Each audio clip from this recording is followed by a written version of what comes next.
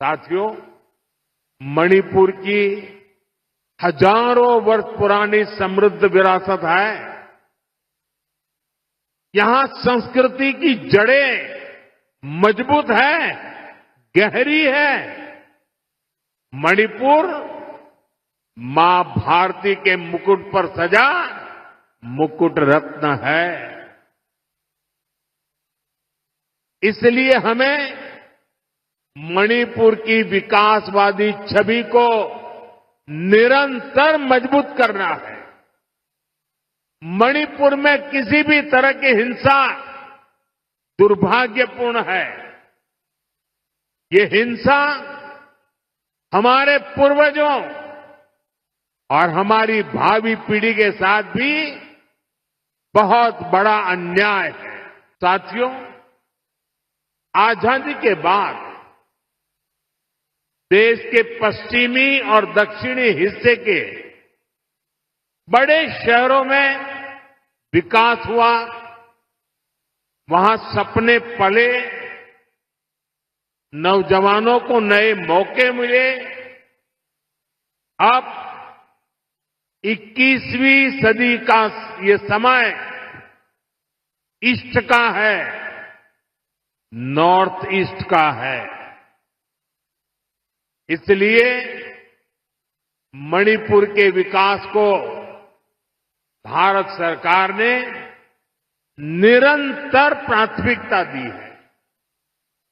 इसी का परिणाम है कि मणिपुर की विकास दर लगातार बढ़ रही है।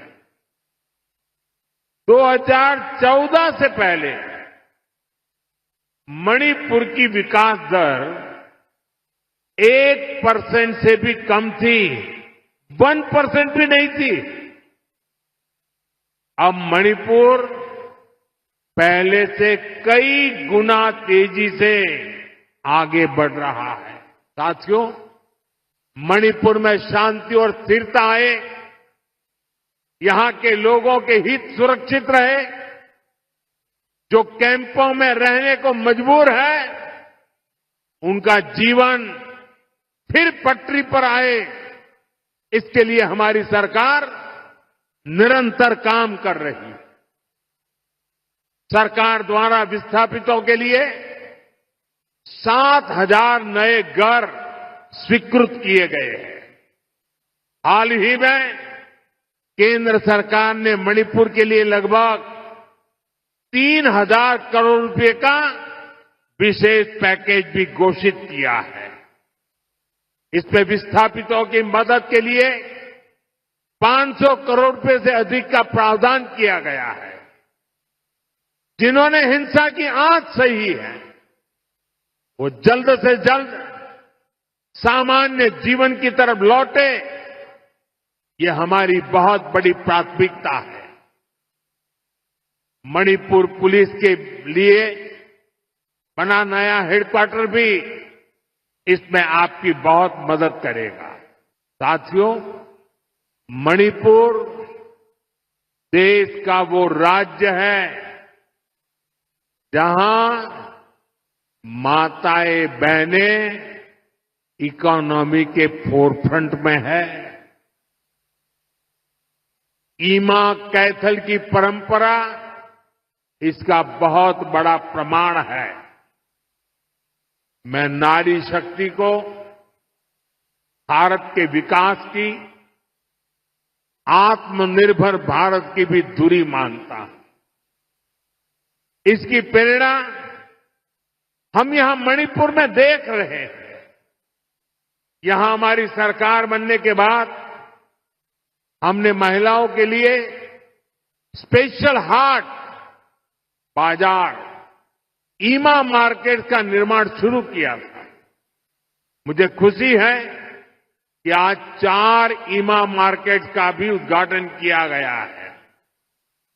इन ईमा मार्केट से मणिपुर की बहनों को बहुत मदद मिलेगी। अभी ऑपरेशन सिंदूर में दुनिया ने भारत की सेना के सामर्थ्य को देखा है। हमारे सैनिकों ने ऐसा कहर बरपाया कि पाकिस्तान की सेना त्राही त्राही करने लगी।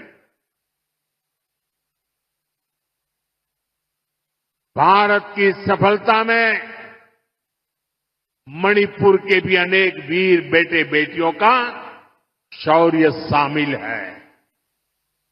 ऐसे ही हमारे एक जांबाज शहीद दीपक किंगखम के शौर्य को मैं आज नमन करता हूं। ऑपरेशन सिंदूर के दौरान उनका बलिदान देश हमेशा याद रखेगा।